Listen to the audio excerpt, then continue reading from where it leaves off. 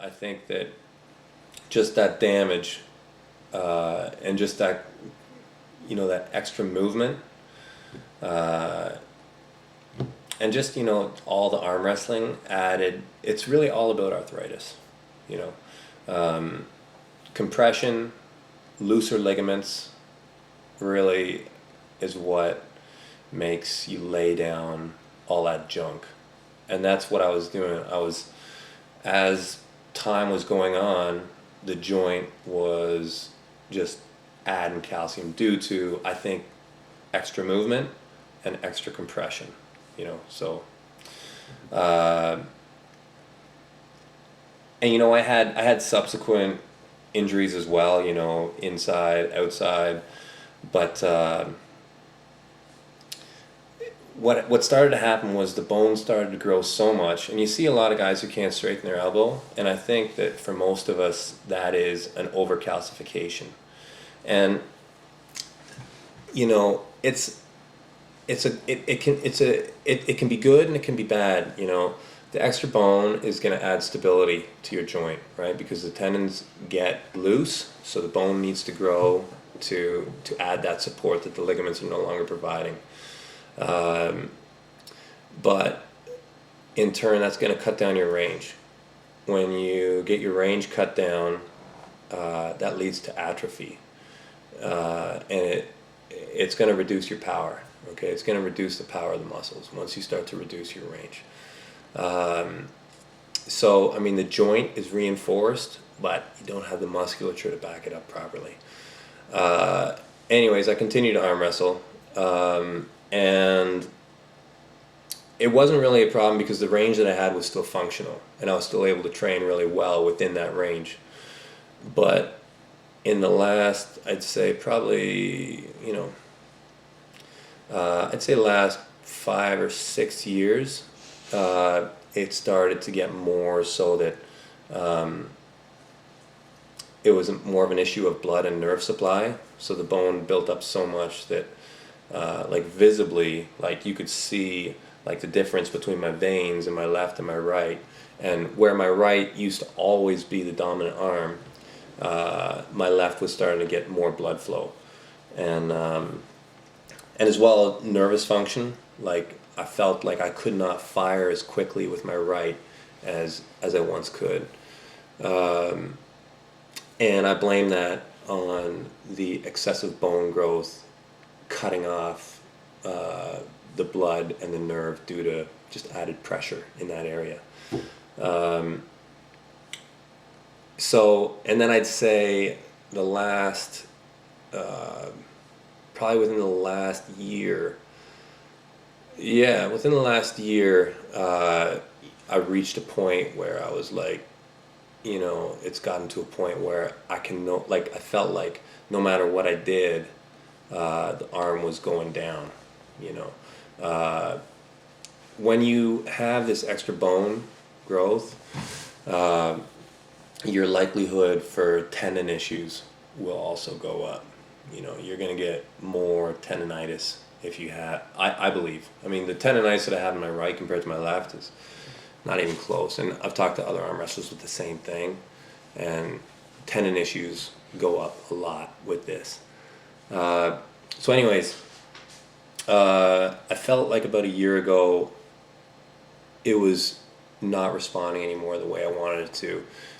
It was asleep almost constantly, and it was losing its ability to fire in certain directions. On top of that, it developed something else, something that I'd felt in other arm wrestlers before. I felt it in Gary Goodrich. I felt it in Stanaway. I think it's, I'm going to get this wrong, I think it's Steve Stanaway or Randy, I'm not sure which one. Long-time arm wrestler. Anyway, so when you're using your rotation, right, you're going to feel like a pop, pop, pop, pop, pop, pop, pop, pop, pop, pop, pop. And I developed that. So I didn't know what it was. And anyways, when I put in all the factors, I was like, okay, it's time, because I was not seeing a possibility for a happy ending, So I got a good doctor, and he took out a handful of bone out of my elbow joint. He took out over 40 pieces. Some were floating, some were attached, some were up to 2 centimeters in diameter, just rattling around in there. So there was a lot of spare junk in there. Since the surgery, I would say that I have no more tingling. Like, I go to sleep even after a hard workout, and my hand is never asleep anymore. I feel like I now have full nervous function. Like, I can fire it as hard as I want. The joint is still unstable. The joint is, if I can get up to about 50% with rotation, so that means I'm stabilizing all my joints in my elbow, at about 50%, it will start to slide. So that's saying pop, pop, pop. So I have some issues that I need to work out still. They've told me 6 months to a year is what I should expect for, a full rehabilitation. I'm training hard. I'm doing at least as much work on the arm now as I did before. So, I've still got my fire. I've tried Synvisc therapy on my elbow. Synvisc is an injection. They inject into the capsule. They inject a lubricant, and it's just like for an arthritic joint. It's just to allow the surfaces to move more smoothly. It's supposed to increase your synovial fluid production as well. Had the first one, was awesome. It was like, yeah, I feel that real good. And the second one, I was allergic. Set me back like 3 weeks. It was terrible. I can't take it. We are looking at trying something called PRP, platelet-rich plasma. Take your blood out, spin it up, take the platelets out, and then you're going to jam it back in. Looking at doing that, haven't done it yet. It's a possibility, but so long as I'm making improvements, I probably won't do anything, and I am making improvements. So that's pretty much the story of that. Can you give us an example of your range of motion before your surgery and after? Yeah, so I'd say what would you say? Probably about there. It's probably what it was. Yeah, now, not much more, just a little bit more. But same thing at the other end, I was probably, there. And, I got just a hair more. It didn't give me a lot more, but if I can touch my shoulder now, I haven't been able to touch my shoulder for 10 years. So, yeah, so that's great for me. I'm hoping in the long run, it'll give me maybe another 5-10 years of high-level arm wrestling. That's what I'm hoping for with my right. Can you make it back? Can I make it back? I want to.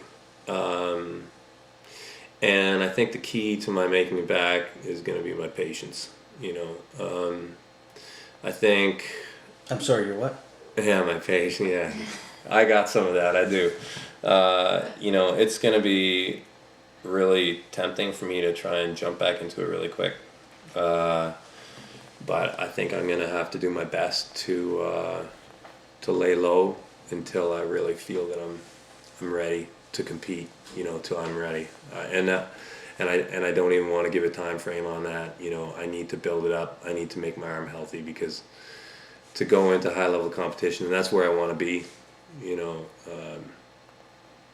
half ready is going to be disastrous.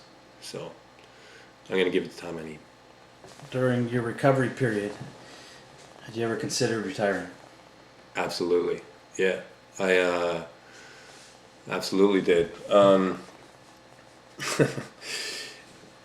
When you're hurt, there's nothing worse for an athlete. Anybody who is an athlete, anybody who, some guys, at night they go and fix up an old car and they make it beautiful, and athletes, they, instead of fixing up stuff or fixing their house or, going to a second job and making money, we're doing something to our bodies, And when that breaks, there's nothing more depressing.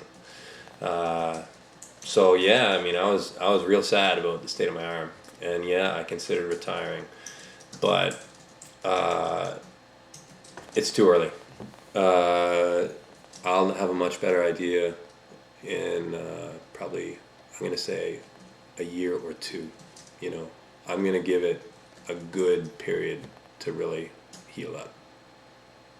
Have you ever been told you look like Ashton Kutcher?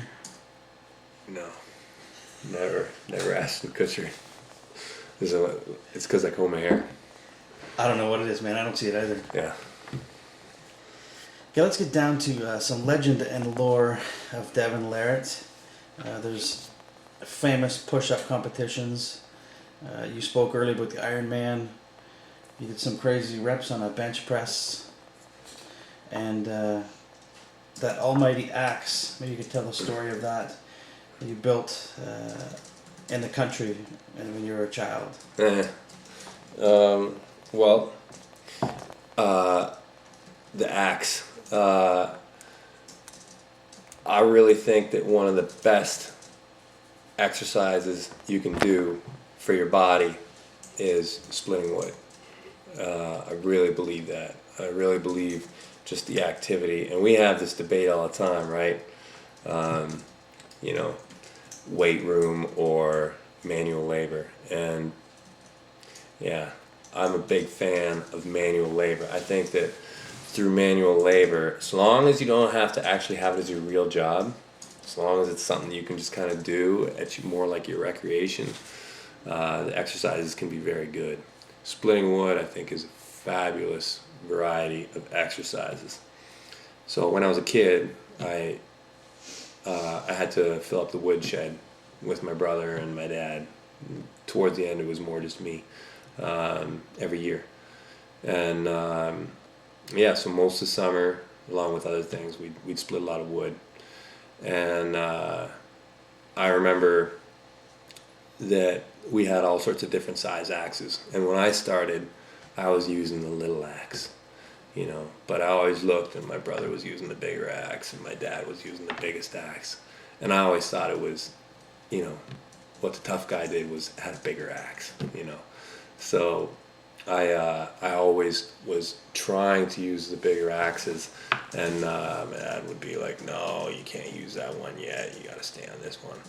Well, as I got older, I got to use the bigger axes. Well, once I got up, I was probably like, 14 or so, I was using my dad's full-size axe. And then every year after that, I would look forward to making the axe bigger and bigger and bigger until I left school.